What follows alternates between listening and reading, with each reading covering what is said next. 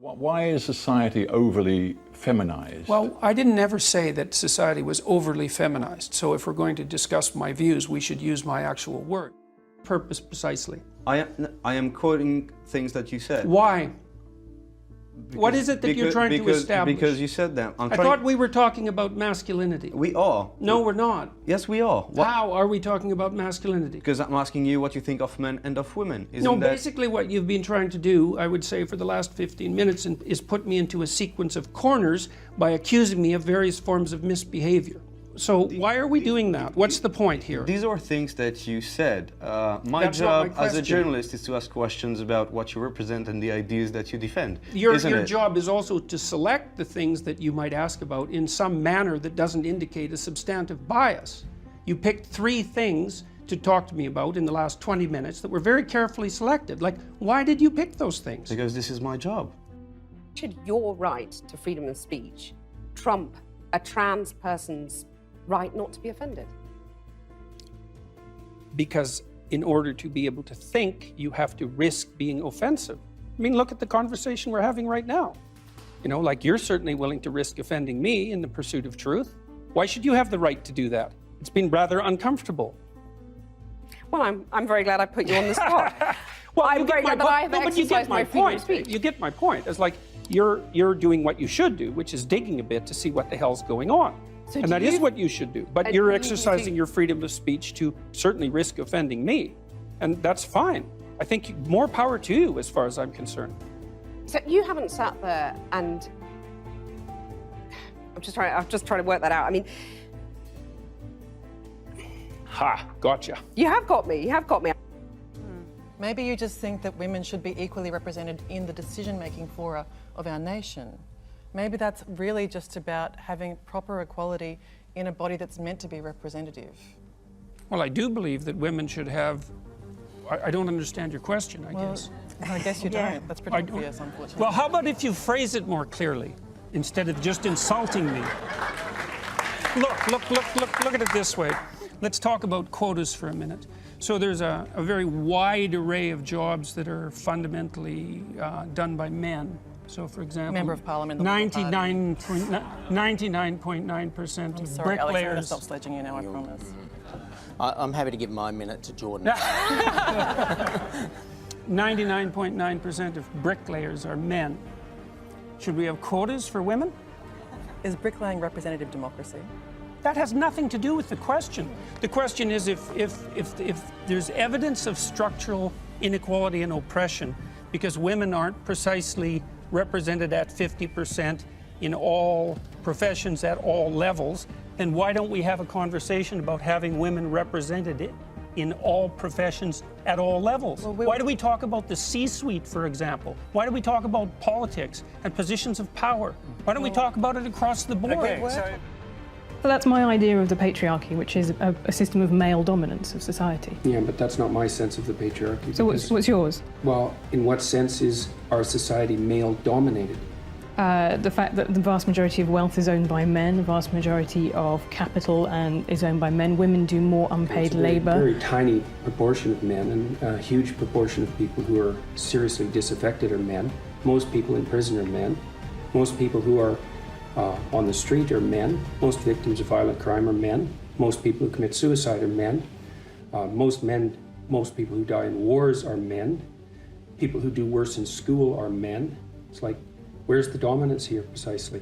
What you're doing is you're taking a tiny substrata of hyper-successful men and using that to represent the entire structure of Western society. There's nothing about that that's vaguely appropriate. But I could say equally well that most rape victims are women. You know, terrible things happen to people of both sexes. And you could say that with perfect utility, but that doesn't provide any evidence for the existence of a male-dominated patriarchy.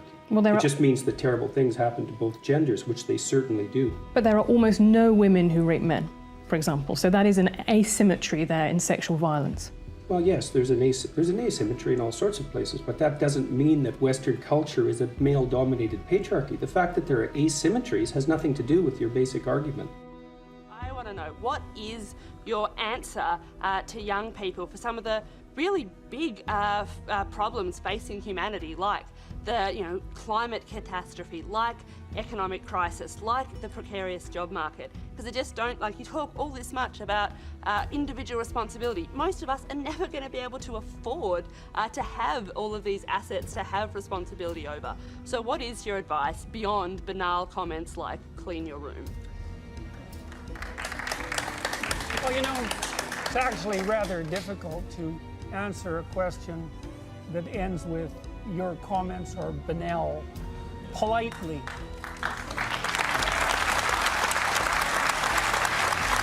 So, I would consider that more of an opinionated, personal and political statement than actually a question. So why don't you try reformulating that so that there's an actual question there? What is your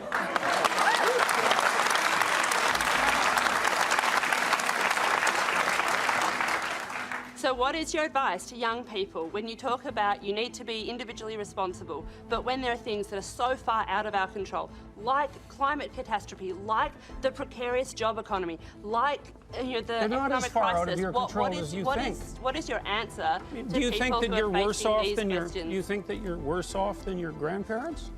I think there are different challenges. Do you think you're worse off than your grandparents?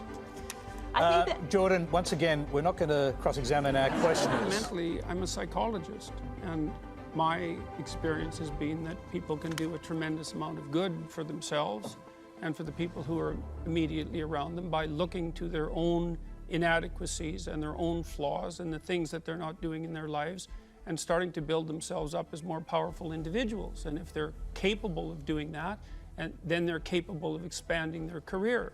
And if they're capable of expanding their career and their competence, then they're capable of taking their place in the community as effective leaders.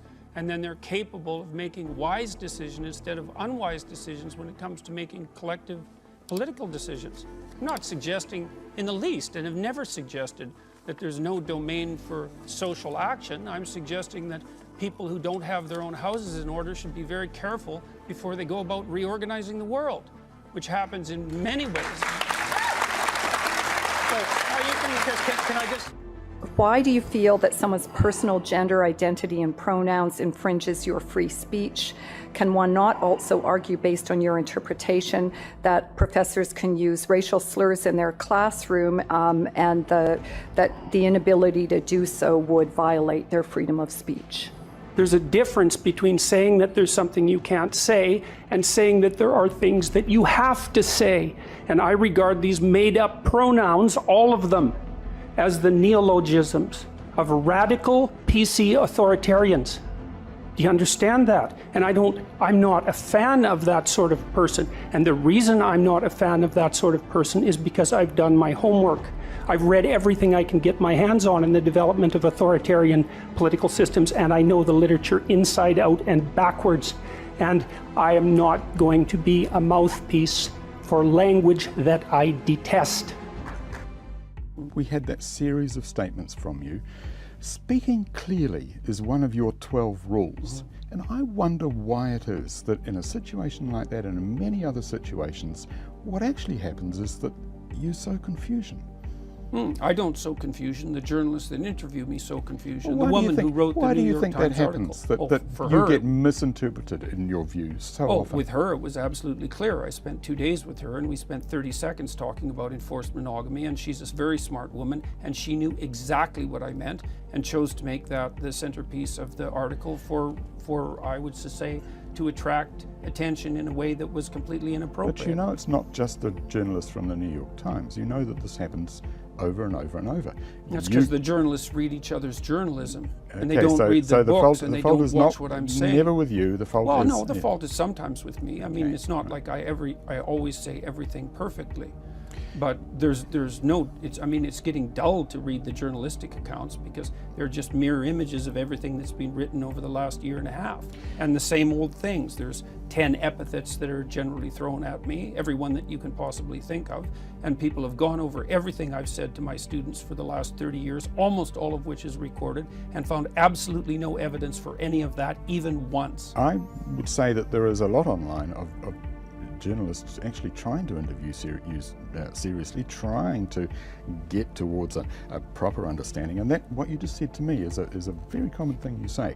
I've been over the evidence, there is no evidence anywhere. It isn't just me that's been over the evidence, it's people that have been trying to take me out who've been over the evidence and have not been able to find any. I do stand by my original statement, though, that there's a brand of more radical feminism that insists that our culture is best characterized as an oppressive patriarchy, and I think that, first of all, that's an appalling sociological doctrine, and I think it has very negative psychological effects. And they won't be limited to men, because if it's true that there's something toxic, let's say, about masculinity per se, what that will inevitably mean is that as women adopt more masculine roles, traditionally, what is that toxicity somehow going to go away? But that's a straw man, because no one says there's anything toxic about masculinity per se. What do you mean no one says that? The People term exists. No, they How is that a straw man? Well, but where did the term come It's a phrase that's used about forms of masculinity that are harmful to men and women. It's not about masculinity per se. You must know that. I read the American Psychological Association guidelines for the treatment of boys and men, and I know perfectly well that this is no straw man. Why do you think it is that so much of what you say is so very popular with the alt-right? It isn't. And you don't have any evidence for that at all. More than the evidence that alt-right people watch this show. Neonite website, Saviour of Western Civilization. Oh, well, that was all taken apart today by a number of Jewish publications, by the way, showing that, first of all, that was all satirical commentary on the part of the alt-right, directed at taking me down, for example. And there was an alt-right article yesterday published saying that I was a Jewish stooge and shill. So, well, this is absolute nonsense, and I don't appeal primarily to the alt-right. There's no evidence for that at all. It's the proclivity I never said primarily, Jordan. What I'm interested in is why you think that you get the reaction that you do from the alt-right. Looking at, the Cathy Newman documentary. What reaction? Interview. There's 10 million people watched that and commented on it. I'm talking about what I saw, and I'm curious to know what your reaction was to the glee with which the alt-right seized upon that interview. I don't accept. Should we deal with the death threats? I mean, she had, I think, a dozen. I don't accept the concept that it was the alt-right that was doing this. There were 10 million people who commented on that video, and about 95% of them commented negatively on Cathy Newman's behavior. You think there's 10 million alt-right trolls watching that? A trans woman is a real woman. I don't really like the way those questions are formulated. I don't know what that means. What do you mean, a real woman? Well, I'm asking you, in your mind, it depends what you think a real woman is, but do you think a trans woman is a woman? No. Why not? Because I think that women are capable, generally speaking, of having babies, and they have female genitalia, and they have an XX chromosome, and I look at the studies, and I'm really also very much interested in studies like the analysis that was done by the American Psychological Society, which looked at 45 analysis of whether there's sex difference over 20 years, and its conclusion was that men and women are basically alike in terms of personality, in terms of cognitive ability, in terms of leadership. But what it did find was that media depictions of men and women as fundamentally different perpetuate misconceptions, as does workplace. Men and women actually are more the same than they are different. But the issue is that small differences at the population level can turn into very large differences at the extreme. So, for example, men and women are broadly similar with regards to aggression, although men tilt a little bit more towards aggression.